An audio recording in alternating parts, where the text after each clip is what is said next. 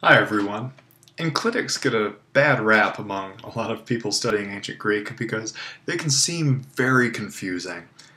But in actuality, they're really not. And Shelmerdine does a great job explaining, and I'm going to have fun here kind of working with you all to understand what exactly are enclitics and when do we use them and how can we accent them properly. So they're called the lean on me accents, or at least that's what I call them because I like that song, first of all. And then the etymology, well, we know what basically it means. We have the N, but then there's a verb, klino, which means to lean.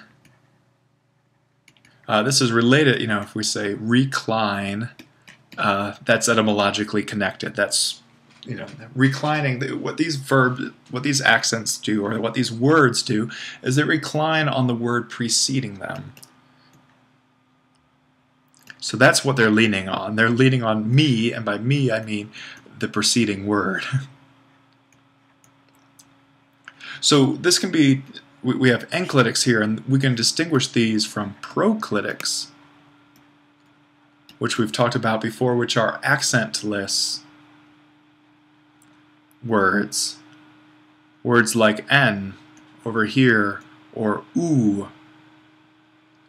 These have no accents, and they also don't affect the accentuation of the words around them. What enclitics do is they will use the preceding word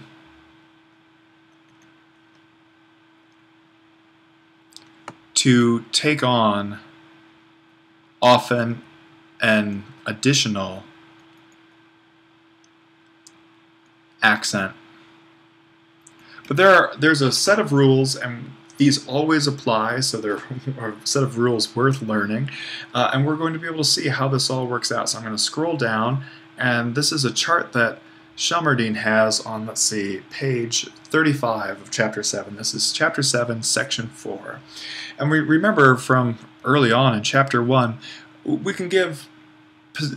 have these three different positions. Position 3 means an accent on the penult, antepenult, the third from the end right here. Position 2 is on the penult. And then we've got two options there. It can either go circumflex or it can go acute. And then finally, in position 1, which is the ultima, well, before we had three options. We had acute, circumflex, and then we would also have grave. But grave happened when the word with an accent on the acute was followed by another word.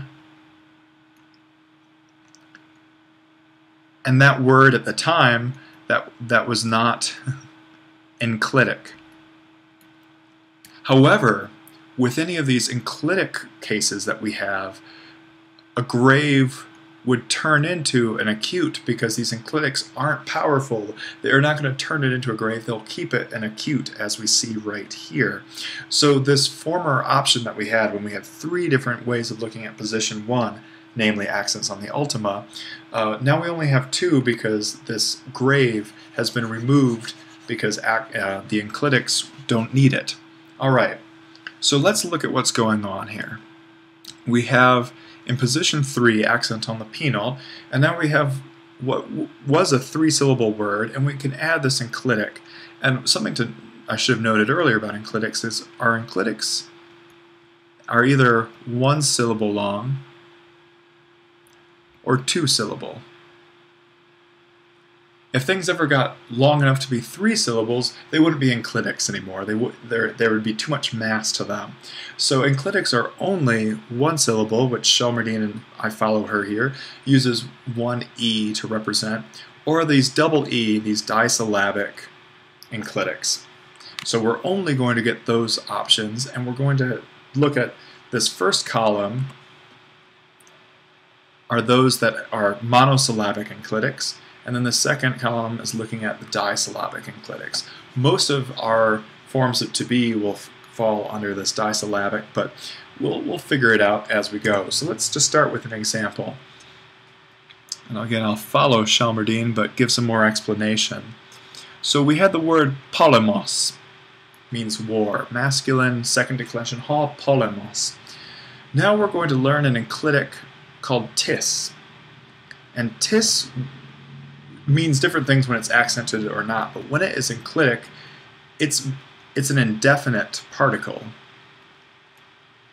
And this, what's the difference between definite and indefinite? Well, definite, of course, we know means the. That's definite. Indefinite means some. It's kind of a IDK, I don't know, sense of, well, some war. I don't know which one. So we wouldn't see that with a definite article because that would kind of be a bit contradictory. Some war might have happened between the Greeks and the barbarians. This is what polemos tis means. So tis is a enclitic and it's monosyllabic. You can see there's only one vowel. So what this does, following the rule, is we have the position 3 accent on the antepenult, polemos. Well, this accent that the tis kind of demands falls on the ultima here. So we have polemos tis.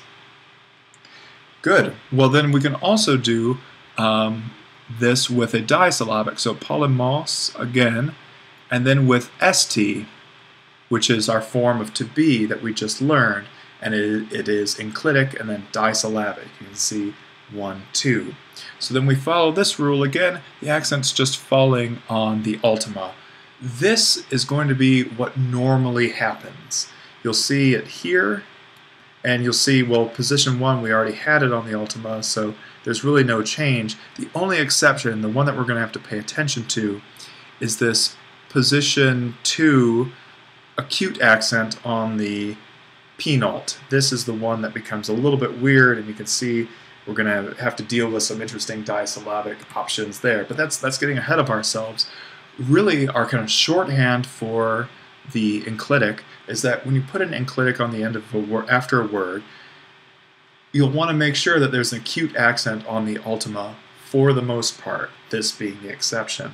So here we really have a gap between this antepenult, position 3, and then now we have one also on the ultima. So polemos tis and polemos esti. There is a war. Good. Let's go to position 2, and Shelmerdine's example here is doron. Good. This is, why is this circumflex? Well, it's a long vowel, accents here, and then followed by a short. So some gift, and then tis was a masculine or feminine form. T is a neuter form. We'll get to all of this later, but it's enclitic and it's monosyllabic. So what do we do here? Again, we follow the rule, doron t. So doron t. Must have sounded very interesting and distinctive in Greek where they actually use the pitch accents. As we're pronouncing these things, now we have a 2-syllable word that's accented on both syllables. With a stress accent, that's really hard to do. For the most part, we'll just keep on accenting the original accent. So doronti would probably be the way to do it in our kind of modern pronunciation of Greek. Again, they would have done doronti, but that sounds a little foolish to us, and I'm going to stop making a fool of myself. But now let's pair it with st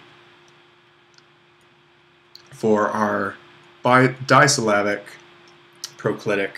And again, same rule applies. Doron esti. So there is a gift. Some gift, there is a gift. That's what we're working with. And finally now we're getting to our crazy example, which is the acute on the penult. And our word here is going to be logos. And again, that's masculine, so it's going to take this tis. Logos tis. Here there's no room for this enclitic accent to fall. And also you can think of it this way. If there's no space between, and this is just one word, logos tis, we're basically in a position 3, and that can work. That can totally work. So there's no reason to put an extra acute accent here. What also would be a problem, I'm going to put a fake accent there and star it, what would be a problem for the ancient Greeks doing this? Well, doron, they can go up and down and then up again. But logos, you'd have to go double up. This would be a kind of mountain or a roller coaster ride. Because we're already going up pitch-wise with that acute accent on the log, there's really no need and no way to accommodate that. So logos tis is all you need. But let's now think, well, what if we make this a disyllabic enclitic like either st? Well, here now we have a syllable here, a syllable here. If this were a word, we would need an accent somewhere before, we couldn't go 4 syllables back. That's not a rule. We don't have a position 4. We can only go back so far. So because of this, we're going to put a kind of makeup accent on the ultima. Logos st. This way we're not going too long without a pitch accent. Well, that's good, and that's why we have a kind of acute accent here. Well, what's this circumflex option? Well, this is for a version when we need that kind of genitive or dative plural ending. So let's take the genitive logon, and then let's make it tenon, which is the enclitic genitive plural of tis. Again, getting a little bit of ahead of ourselves here, but you don't need to know what the word means to just know that it's bisyllabic or disyllabic and enclitic, and then this is where we're going to get that circumflex that's expressed here. So logon, tenon. You're getting it for the same reason that you're getting the acute here on st, but this is a genitive plural accent on the omega nu, and that's why we're getting a circumflex. So the rule is basically the same, that we need an accent on that second syllable of the disyllabic enclitic. St can just go acute, and again, if this were followed by another word, it would go grave. But here, we're able to make it a circumflex because of the nature of this genitive plural. Good, that was a little bit complicated. Hope you followed, but really not too bad. And again, if you just memorize Shelmerdine's chart, this is going to see us through everything. And then finally, position 1. This is where the original word has an accent on the ultima, such as sophos. A lot of the 2-syllable adjectives we've just learned, many of them will have an accent on the ultima, but not all of them. Philios doesn't, or philios rather. So we have sophos, tis, some wise man. We don't need to do a thing. And then if we wanted to make it, there is a wise man, sophos st. Again, there's nothing to do, and if this were the end of the sentence, we'd add this new movable, but no accent. Sophos st. Again, if this was one word, we'd be in position 3. There's no need for this kind of extra fooling around that we have over here. And then also finally, let's make this into a genitive, so sophu, and then if we wanted to make it, Shelmerdine uses the example mu to go with it. This is a personal pronoun my. This would be my wise man, but it doesn't matter. All that we need to know is that there's no accent.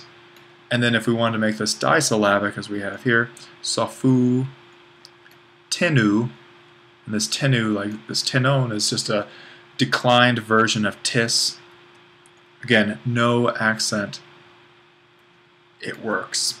We can count back 1, 2, accents functionally on position 3 if you imagine these being one word.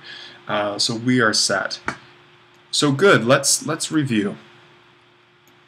Enclitics, because it leans on the preceding word, again, recline, this is what we get. It's leaning back on the word for its accent.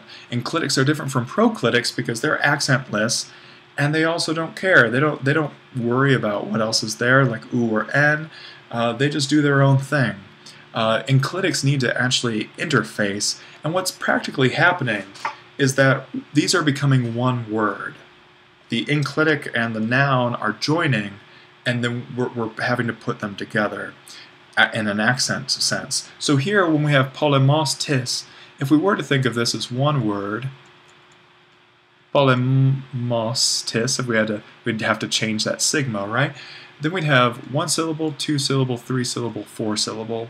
And to put the accent on that omicron as the word once breaks the rules of Greek accentuation. You can't go back 4. You can only go back 3 without another accent. So this enclitic rule here is really just to make sure that we're playing by the rules of accentuation more broadly, because these are becoming kind of super words now with the addition of these enclitics, especially with a disyllabic. But it's not recessive. It tends to fall just on the last syllable of the original word. The exception being here, where if we wanted to put an acute there, that's not possible. To have two acutes next to each other, that doesn't work.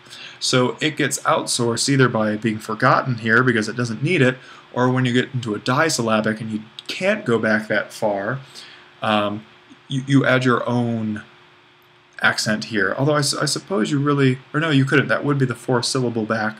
So they put an accent on that final ultima as an ST or T-nome. So there's a bit of a method to the madness. That's a lot to remember. Memorizing this chart and knowing that this is the one real exception will be the thing to see you through. Position 3, put an accent on the ultima. Position 2, within circumflex, acute accent on the ultima. This is weird, you have to know some separate rules. And then here, accent on the ultima, you don't need to change this into an acute, it just stays what it is. So Enclitics, complicated as you can see, but really practically it's going to be easy to work around and you won't have problems with these. So I hope that's helpful, and in our next lesson we're finally going to learn the verb to be. Most languages you learn that in about the first week. Greek takes it a little longer, in part because it is enclitic, and that brings in all of these challenges. So work on this, memorize this, and then we're going to know what to do with ST when we get to that in section 7.5. See you there.